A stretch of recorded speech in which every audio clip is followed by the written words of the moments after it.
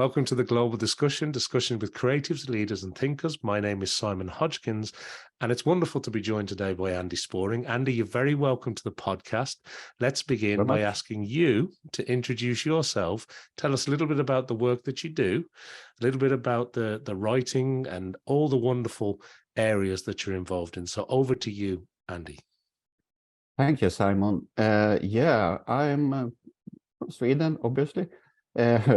And I write a lot, really a lot, honestly. It started in 2020 when the pandemic hit, actually. And I needed to get better, and I had a problem with my mental health. So I needed to clear out stuff I had in my mind, and I did that. And one day I found something in my writing that I could publish, I thought. So I started publish on Medium in July 2020. And today I have a little more than 350 articles there. I focus a lot in productivity, but I've been writing about creativity because I'm a creative. I was recently awarded the top writer status on Medium in productivity this week, actually. So it was a big win for me. I'm also writing a book, or rather two books.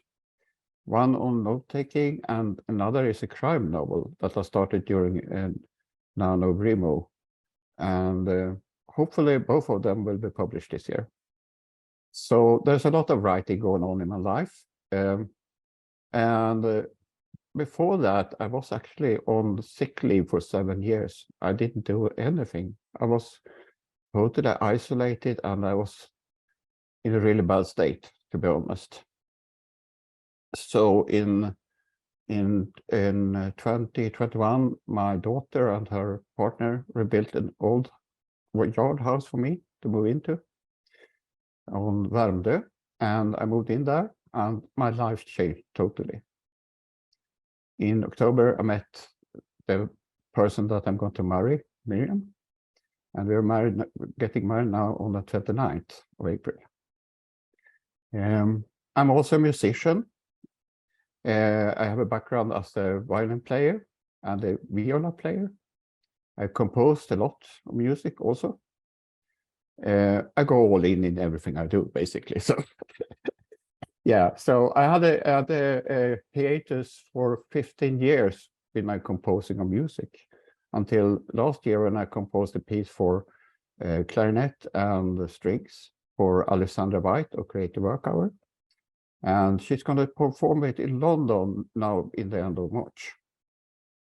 So that's another part of my creativity. And I have decided to write 2 more movements for that. So it will be a clarinetto concertino. Yeah. So that's about... Love that. Yeah. Wonderful, Andy. Yeah. Sorry, go on. And I also have a small podcast or an atomicast that I call From My Brains to Yours. I'm not very comfortable about talking about in the space, but I've done 35 episodes or something on that one. I did also done a lot of social audio. I think I've been co-hosting and hosting about 25 or 30 spaces on Twitter. So there's a lot of things I've been trying out, and I will continue trying because I want to learn. I have decided that my life will be dedicated to learning and to help others grow and learn. So, and that's why I also joined the Ship 30 for 30, where I've also been a mentor in 5 cohorts, I think. Yeah. So that's about me. Wow, Andy. Well, look, let's start with mental health because, thank you very much indeed for sharing that and being so open with us here on the episode, because mental health, fortunately, is something that a lot of people are a lot more comfortable talking about today. And some people, are really struggling with it. I think the pandemic, particularly in the younger generation, we talk a lot about anxiety and pandemic and the lack of mixing and socializing for younger people and the impact on education. And there's lots of studies around this, but in the wider mental health issue, it is refreshing that we can at least talk about it a lot more openly now, because everybody, if you don't suffer with mental health at some stage in your life, you will certainly know somebody who is suffering with mental health at a stage in life. So thank you for being so open and sharing that right at the top, Andy. Yeah. And also, I'm planning to do a writer's course for people with mental illness, together with Alessandro and another one called Rochelle Graciella later on this year. Maybe we'll start.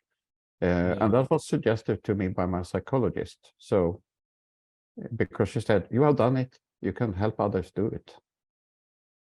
Very good. And the other thread that runs through, obviously, everything that you've talking about, you're definitely in the right seat today, because we love creatives here on the Global Discussion. And whether you're composing a movement, which is, I'm in awe at anybody that can do that, whether I know I don't think you mentioned photography, but I know you've an eye for the photography as well. Yes. And the writing, to be a top writer on Medium, which was a platform started by one of the original co-founders in Twitter, and has grown and grown in strength to being a very credible place for people to put their writing. We've met on various social media discussions in terms of creative topics and other things, and all the wonderful and crazy world that goes on social audio. But it's obvious that when you're writing a book, you're publishing regularly articles, you're considering, you're back in the music, writing and composing.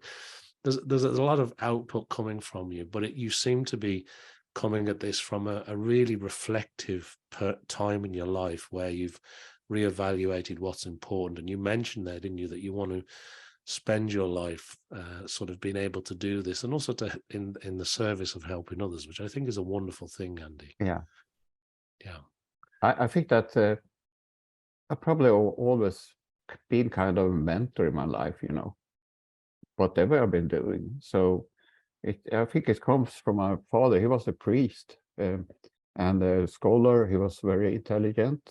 He was fluent in, I think, 7 languages or something like that. And he said that you should continue learning for life. And by that he meant you shouldn't stop learning. You should continue learning for the rest of your life. And I've been carrying that with me in a very strong sense, So, and I love to learn. And some studies say that when you grow older, you have problems learning, But I don't think I have that problem. Of course, something goes slower with age.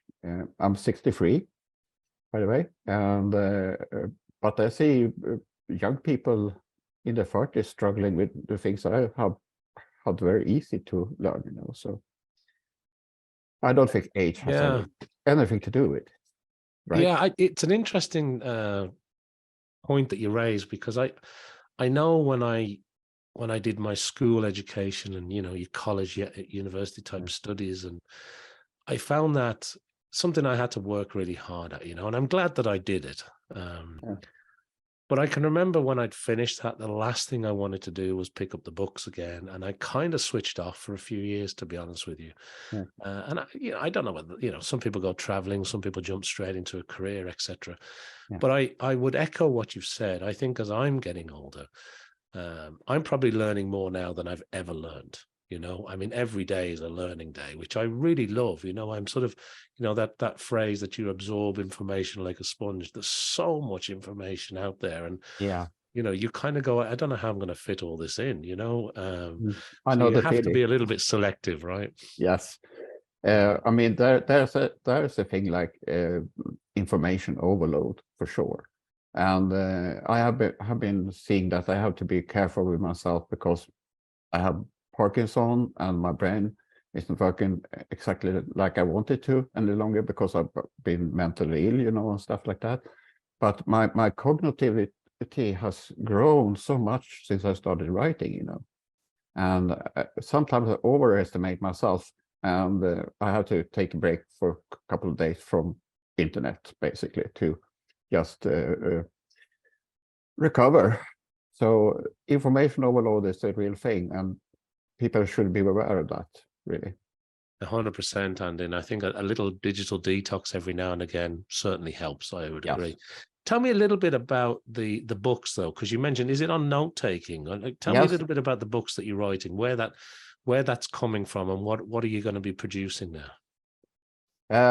The note taking book, some people call it also note making, because you should write yourself with your own words, you know. But the general term is note taking. So what I have a title for the book, and it's called the Note Taker's Playbook. And the idea behind the book is not to specifically tell people this is the method you should use. It's more like I want people to get interested in note taking and where it comes from and how you can develop a style for yourself. I will point them to resources I use and the way I do it, you know. But it's not like I point fingers and said, well, you should do it this way, you know. Because, as I said, I'm a mentor, you know. I want to mentee people to use their own brains, you know. So that's a focus on the book right now. I got to talk a bit here, but I had a good conversation with another one of your interview victims, Jennifer Navarrete, Thursday, and it was a really good discussion we had, and I got some ideas there how to get unstuck, basically. So that felt really good, and I'm back in the saddle again, writing on that book. Well, that's great. Yeah, and I know Jennifer. She's been a guest on the show, and she's a really talented podcast producer too in her own right and podcasting. And I wanted to ask you, I think you said you're at the time of recording, you're about 35 episodes in, I think you said, with the podcast. How are you finding the podcasting world? How is it working for you? What do you think of podcasting? I was very skeptical at the beginning, to be honest. I had a lot of problems because I thought people were just babbling, you know. They could go on for hours and the substance was very little.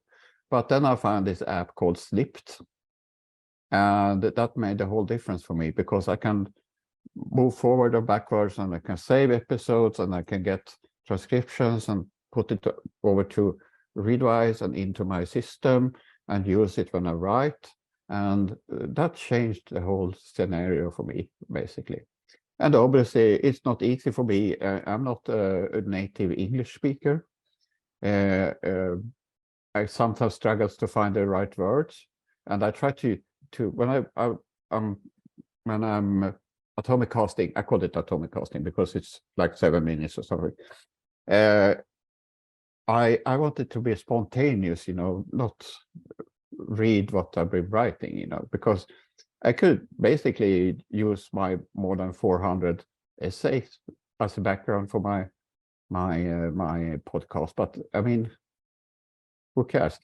I want to do something else when I podcast. So that's my view on podcasting. And I listen to maybe 2 or 3 podcasts a week today.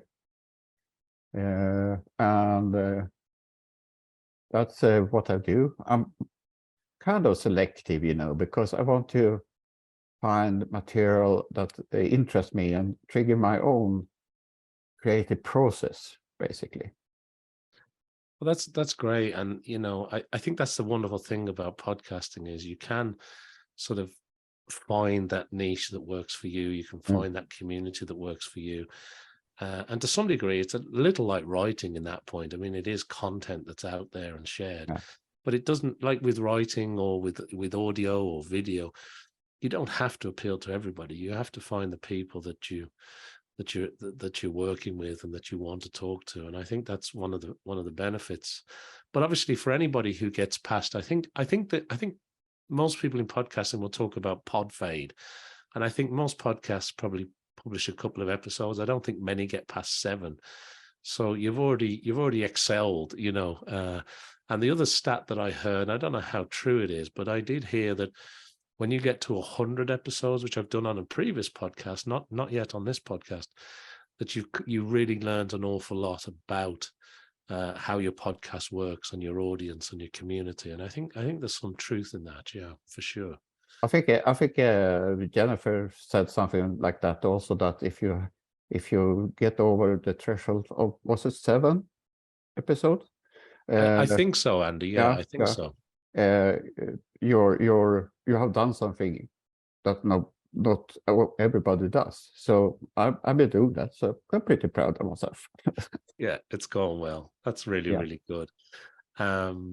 And let's talk a little bit, if we can, at the moment about Medium, because I'm a big fan of Medium. You know, I do post things, and they're not as regular as I should.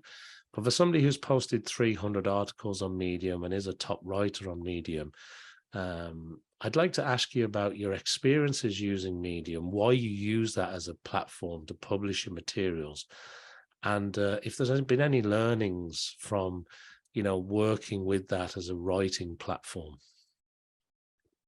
Yeah, why I chose Medium was basically, it was there. I had an account there. I had about 2,000 followers already there. So I thought it was a good place to publish articles.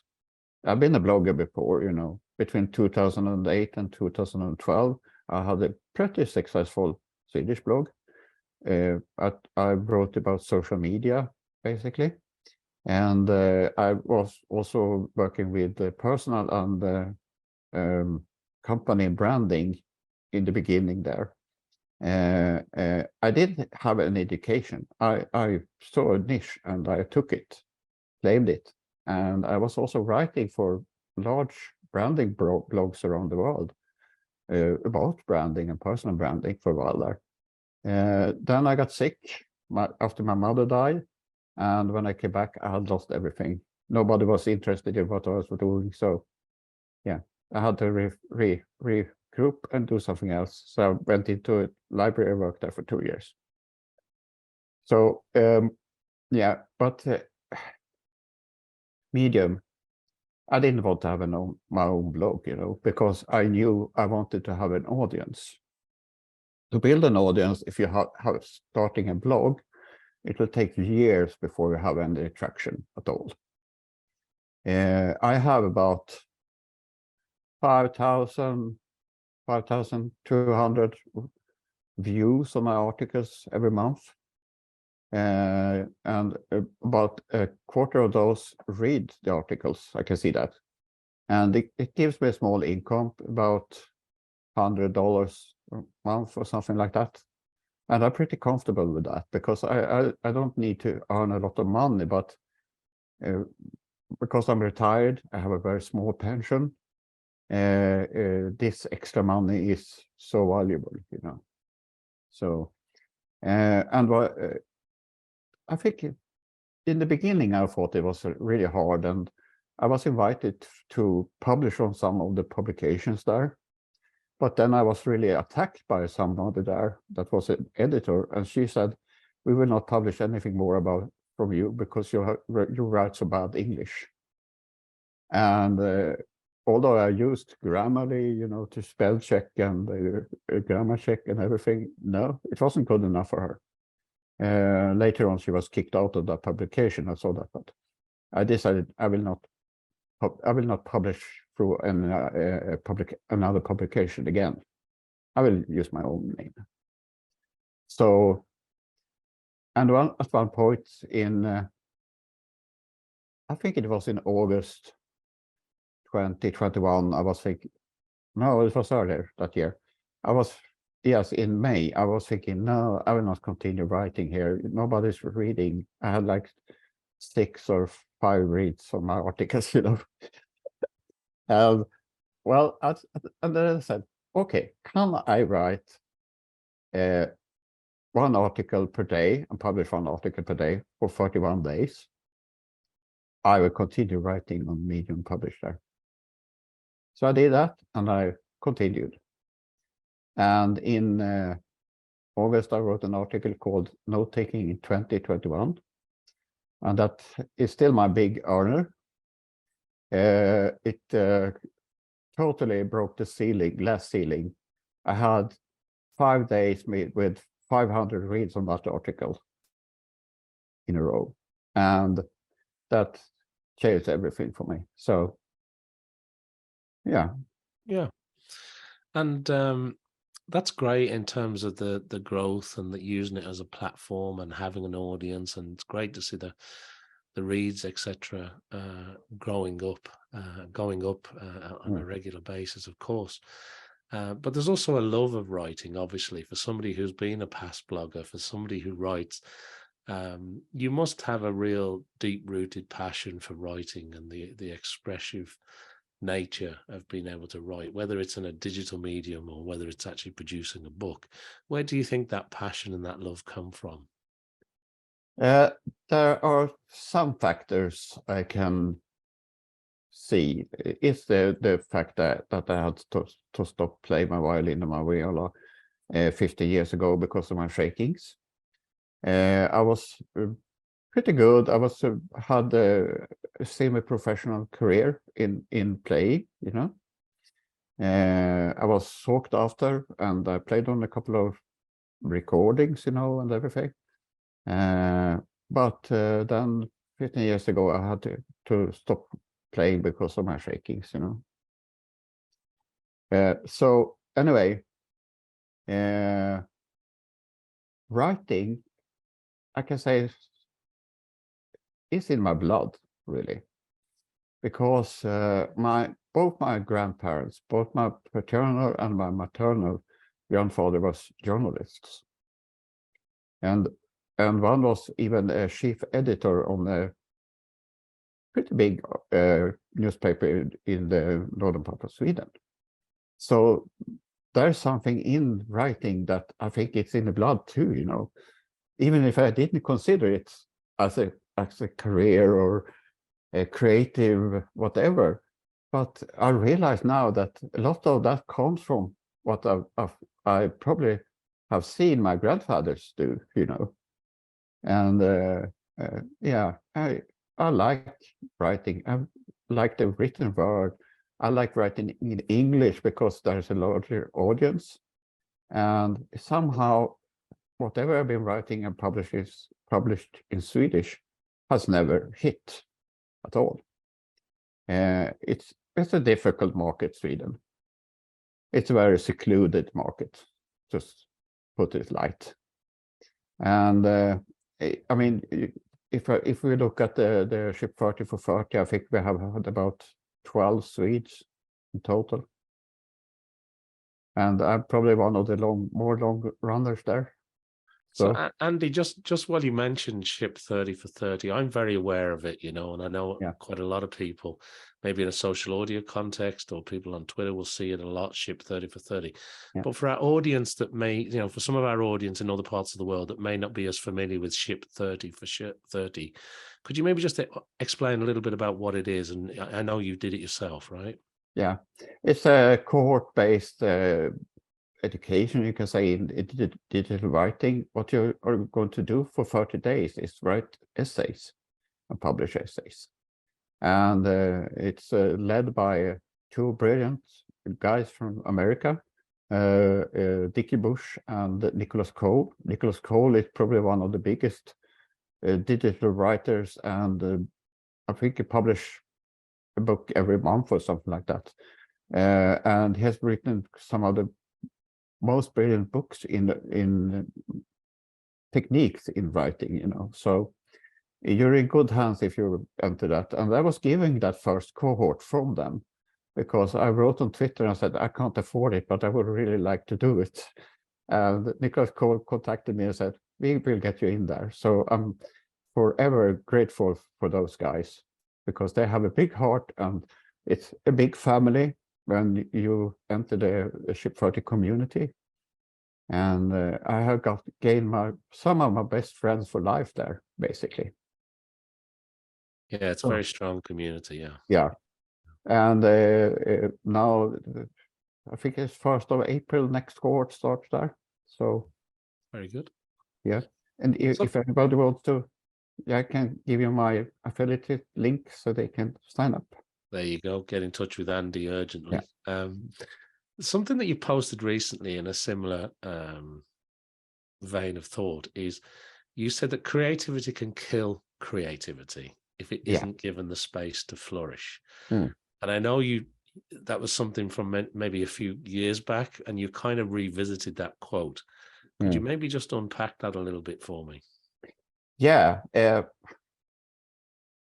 I think I sentenced that statement from the point of view where somebody was talking about democracy can kill democracy, because it's easy to don't see what you have. And creativity can kill creativity, because if you're over creative, you can burn out, you know. And I've been looking at myself with very open eyes and be very careful about myself, because I know that I can reach a point where I will probably crash if I overdo myself. But I haven't reached that point yet. But creativity can really kill creativity. That's for sure. I've seen it in many cases with friends. And sometimes you need to just focus on the thing you're doing and let that thing flourish. Yeah. Because otherwise, it's sort of almost you're creating on demand, and it becomes a job, and it becomes a pressure, and it becomes a mental fatigue. And I know that, you know, there are lots of people that have to create on demand, which is, you know, sort of more of a corporate type way of producing, and writers have to get so many articles out and so many words, and so, you know, there's deadlines to hit, etc. But I do like the fact that, you know, if you don't give the creativity enough space and caring, it's a bit like growing a flower in a garden. Yeah, exactly. I was going to say that. Water, right? Yeah. That's right. Yeah. And I mean, I'm fortunate in that way. I have my pension because I'm retired. It's small, but I can live on it, and I can basically create whatever I want or stop create.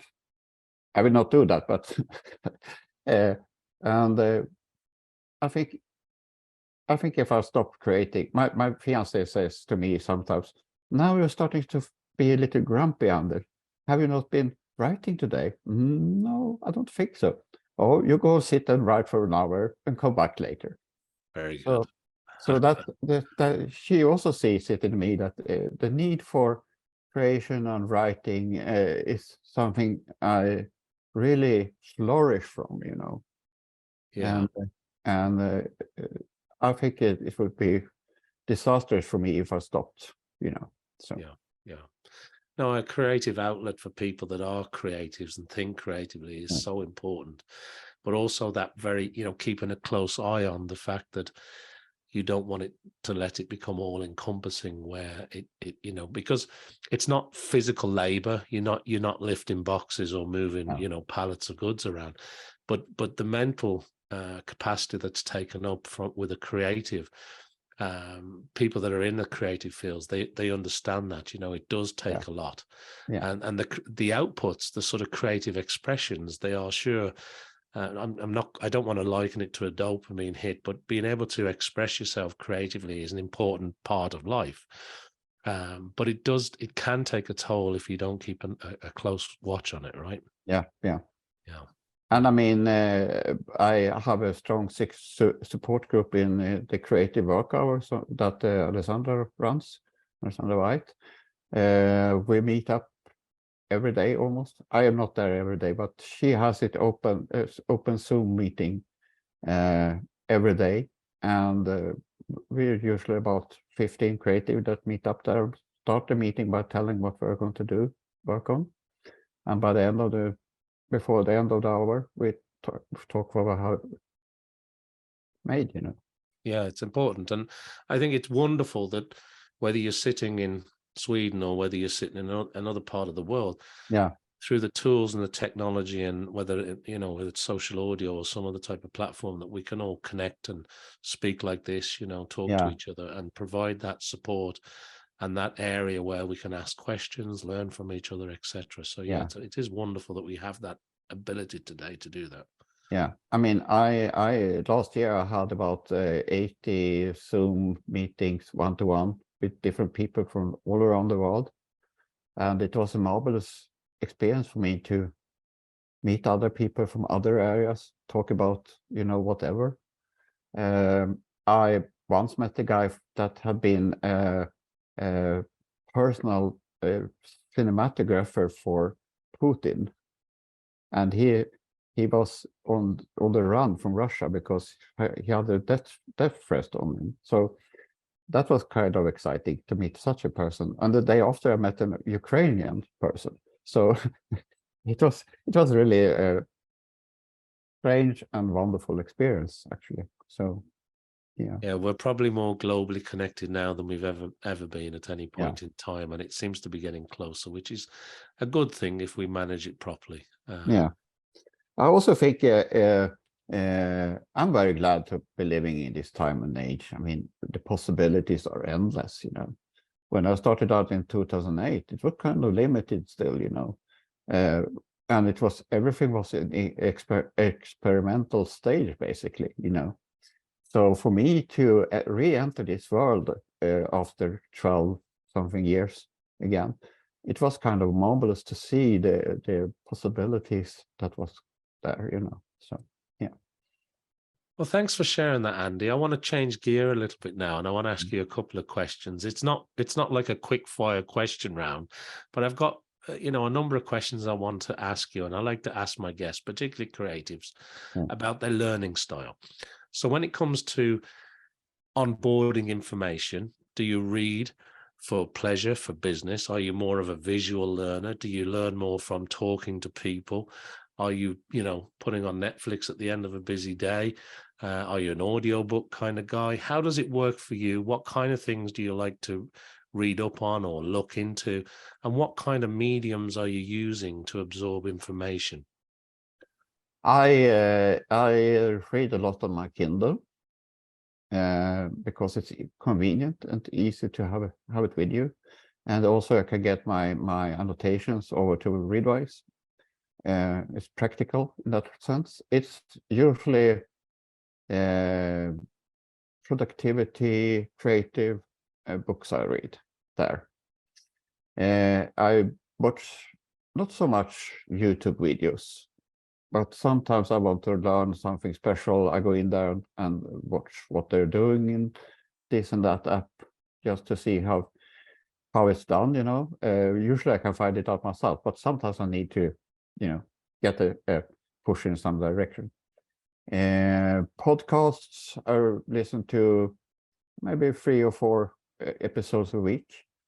A lot of articles on the internet. Crazy lot of articles. Of course. I plow maybe 120 a week or something. Yeah. So that's one source. And another source is of course also newsletters. I've been very selective. I've been actually cutting out a lot of newsletters because it felt like spam in the end, But that I do. But to not get burned out, I have a rule that I don't sit after 6 o'clock in the evening if it isn't an important meeting. So then I'll switch off my computer and go to my Chromebook and watch Netflix or something like that to just wash out my brain for, fill it with not so important information. Yeah. No, that's important too, Andy. Yeah. So, and I listen, of course, to music when I'm sitting writing. I've started to make creative track lists on Spotify that I found generate more of a creative space for me to think. So that's what I'm doing. So maybe that will be another niche I will produce myself. Wonderful. Yeah, wonderful. The next thing I want to ask you is about your life, your journey, and people that you've met along the way that have either helped you, or people that you admire, or people that have inspired you. And if you don't want to mention anybody in particular, or there's too many people to mention, you can also talk about a particular character trait or personality type. But when I ask you that question, is there anybody that springs to mind, Andy? Well, there's a lot of people, of course. When we talk about note-taking, for instance, the spark for me was Nat Ellison, who wrote an article on role research. And that was so brilliant, and it took me completely by surprise. And I've been a long time Evernote user, so for me to read that article put another spin to note-taking for me. So that was a spark for me. I met some incredible people throughout my years as a musician, for instance. And of course, I have met Dalai Lama, for instance. I had a personal chat with him in a small city here in Sweden in the 80s. And I met other really brilliant people that have inspired me in some way or another. And right now I'm inspired by my closest friends in their creative work hours. They inspire me every day, in some way. So yeah, there's a lot of people I could go on and on probably, but Yeah. I don't want to mention any more special, because maybe people will get jealous. I don't know. Well, look, that's a great answer. And then leading on from that, what about advice that you've received along the way, Andy? Because I know you share information, you share advice. Of course you do, through your digital writing and the information that you share. But what about advice that you've received? Now, that could be back in your childhood. It could be something that happened to you, on a recent discussion online. But what springs to mind when I ask you about, advice or good advice that you've either heard, live by, or like to share? One of the best advices I've heard lately was when I started in Ship 30 for 30, was to write, publish. And if it's good enough, publish. And you have to decide what is good enough for you. You shouldn't measure yourself towards other people. Because, I mean, if I have done that, I mean, there's a quadrillion millions people writing about note-taking. I shouldn't have gone into that area, honestly. But I thought, well, I can do it. And you shouldn't look at other ones. You should look at yourself. You should compete with yourself. You should refine your craft constantly. Learn from others. Read others. Listen to what people are saying about your writing. Learn from that, and you will find a diamond. I promise. Very good, very good. Thank you for sharing that, Andy. One of the last things I want to ask you about before we sort of come to the end of our time here today is, over the next 6, 9, 12 months, what are you looking to do? What's on your roadmap? What's ahead for you? How does that work for you from a planning or a working perspective? And then the other thing I want to ask you before we wrap up is, if people want to get in touch with you or find out more about your writing, where's the best place to send them to? Is there a website? Is it LinkedIn? Is it Medium? Where do you want to point people to if they want to reach out and connect or find out a little bit more? Yeah, my this year is filled with, first, of course, I'm getting married in April, 29th of April, and I will move in with my wife. So that's in the process already, and that's exciting in its own way. I mean, I wasn't thinking I would find love again, in my age, but I did. So that's one big thing. Of course, the note-taking book and the crime novel, I hope to finish both of them this year, but I have no rush. I will do it in my own time, because I want to do something that can be a lasting thing from me to other people, you know. A book is something else than an article on the internet. I mean, the platform can disappear tomorrow. We don't know. So that's of course, but also writing. I try to publish at least a couple articles on Medium every month. And right now I'm doing a series that I call the Almanac of Andy Sporring on Typeshare, Twitter. That's a collection of quotes and statements I've done throughout the years, and I'll translate them into essays. We can call it the end of my essay journey.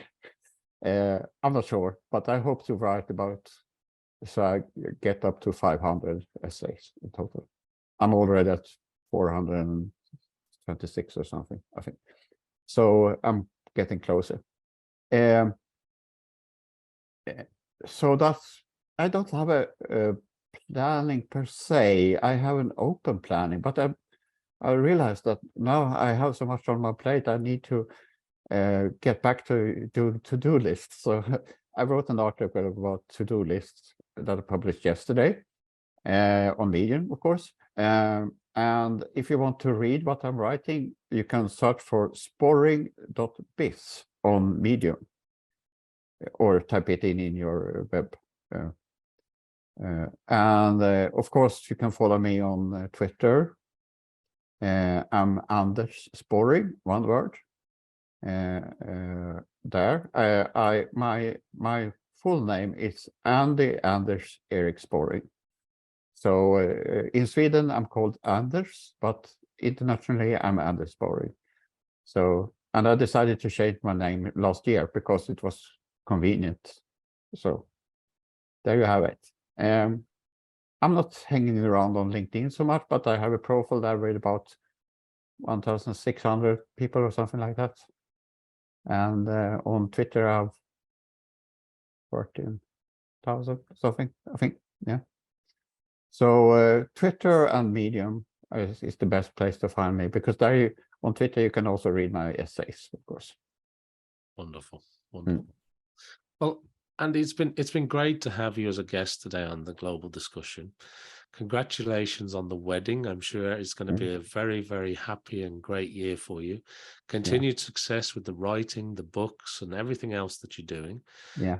Thank you so much for spending some time with me today, for being a guest. It's been wonderful to catch up with you and to talk to you. It's been a pleasure.